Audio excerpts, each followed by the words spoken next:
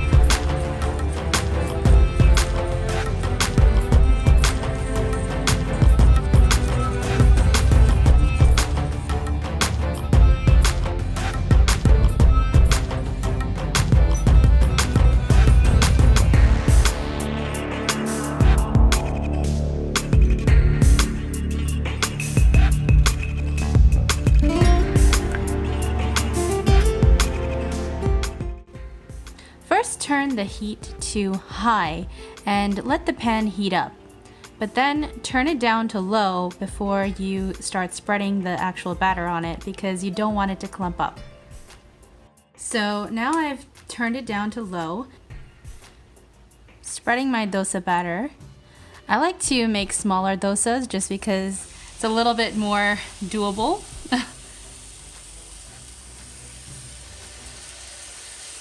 There we go. Oop, don't worry if it does that. You can always fix it later. But just try and make it even all around.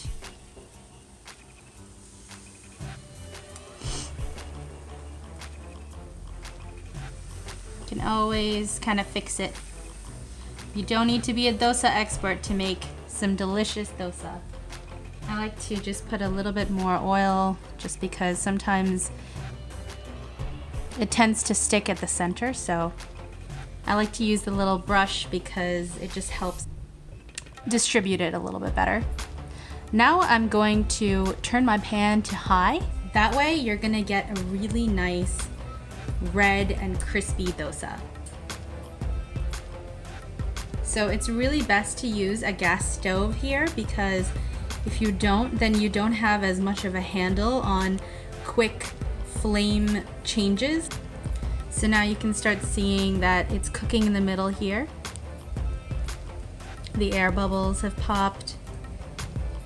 Once it starts to brown around the edges, it'll actually just start lifting off by itself, and that's when you know you can start actually lifting it off with a nice flat spatula. You need a very flat spatula for this, and then that way it'll be easy to lift off. But it is starting to brown on these edges. I don't know if you can see that. It's starting to brown on these edges here. Just gonna see if I can, oh, yep, it's coming out. That's a good sign that it's actually coming out. There we go, seems easy enough to lift off. If the edges are coming out, then you know that it's gonna be a little bit easier to actually get the middle as well. But it seems like this is nicely working out for us. All right, so I'm gonna go in. I'm gonna go in all the way. Oops. Don't worry if it breaks a little bit, it's okay. All right, look at that. Beauty. See, I'm no dosa expert, but I can make a nice, cute little tiny dosa. All right, so now you can see that it's getting really nice and crispy, even on this side. So this is basically done. That took around 3 minutes or 4 minutes. But yeah, this is done. And now you can pretty much create all your dosas just like this. See how beautiful that is? It's pretty crispy too.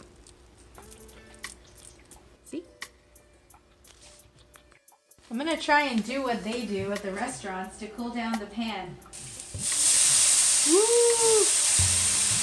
Cooling it down. Spread my other dosa on the pan, but just before that, I'm going to spread out a little bit more oil. It does involve using some oil, guys. Not gonna lie. Gonna need some oil. If not, you can use a non-stick skillet, but it's not going to be as crispy.